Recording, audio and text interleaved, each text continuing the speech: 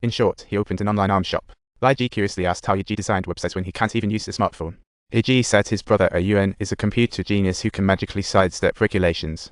He asked Lai Ji to invest his retirement fund in the angel round for future profits when the company lists.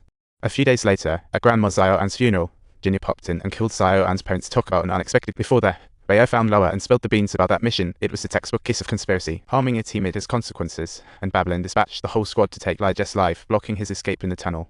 They turned Lai Jess' car into Swiss cheese, but like Superman, he made a daring escape. After learning about his brother and sister-in-law's demise, he struck a deal with Lao's family, stopped the vendetta and was square. Lao told a little fib for his family, while Lai Ji took little Xiao and Jess' brother on a road trip of their own. Flash forward to the present. Lai Jess' family is nearby. He spots them. He's lurking around like a total stalker. Just then, Quan Ji carried Min Hui in, and Xiao was screaming with joy inside. He pulled a lever and dragged out a first aid drawer from under the bed. Xiao was shocked, his jaw almost dropped. He had slept on this bed for over a decade and had no idea about the secret compartment. Inside the shopping center at this moment, Zheng gradually regained consciousness and began to struggle vigorously, attempting to break free from the ropes binding him, displaying himself just like a true superhero. The control system deactivated the cabin security, and boom, the glass shattered like magic. The twins show up, and bam, Xingye enters the scene, making things tense. Talk about luck. The bullet found Min Hui's thighs. Quan Ji kept cool, commanding the twins to prepare for battle. Quan Ji struck first with the cell phone that restrained one of them, and bam, another phone came into play. Twins round after round. The twins took Quan Ji down. Xingye appeared in the room, ready to unveil old tales. Reminiscing about the events of 10 years ago. Who knows if Xiao will hide under the bed this time? He had better be cautious and stay on his toes.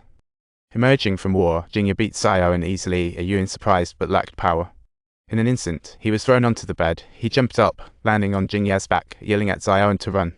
Xiao burst out of the room, running right into the twin brother, while Min Hui grabbed his leg. Classic case of mistaken identity.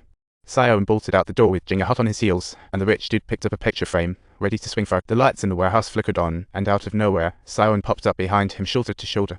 Suddenly, Zheng emerged from the basement, unleashing his pent-up rage. What a scene! After a barrage, he ran out of bullets, and here comes Jingya, wielding an axe to take on Zheng. Meanwhile, Xiao snuck into the underground arms cache, banging on the lock, trying to get some weapon. But before he could grab a weapon, Jingya arrived, and Xiao bolted. Total nail-biter moment. Jingya casually rigged infrared motion sensors on the shelves. He's a pro at dodging action. Xiao ran around, accidentally triggered one, and Jingya rushed in, ready for the challenge. Seeing the blood on the ground, Jingya suddenly heard an engine roar. Looking up, oh no, forklift. He raised his gun to shoot, but to his surprise, the forklift's glass was bulletproof.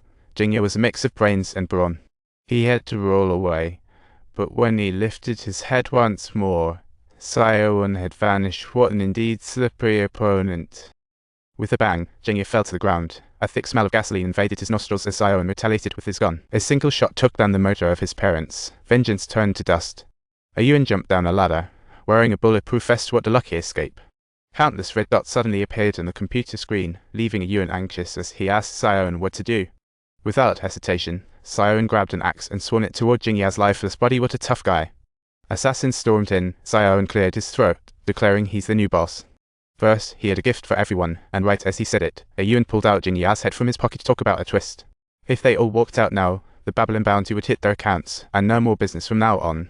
He would take over his uncle's operation, or they could choose to keep hustling seriously. It's a case of picking sides. Subtitles 23. After the crisis, Xiao stumbled out of the warehouse, but Min Hui and Quan Ji had vanished. He stepped outside, staring into the dark wilderness, feeling like a lost soul. Suddenly, a bus rolled in, and Xiao rushed over. A big guy hopped out and handed him a business card. He introduced himself as Yellow Code, saying someone just called him in for cleanup. This is what kind of operation is. Xiao took the card, sat on the steps examining it, and as the sky gradually began to lighten at dawn, he couldn't help but ask the big guy if Quan Ji had made the call.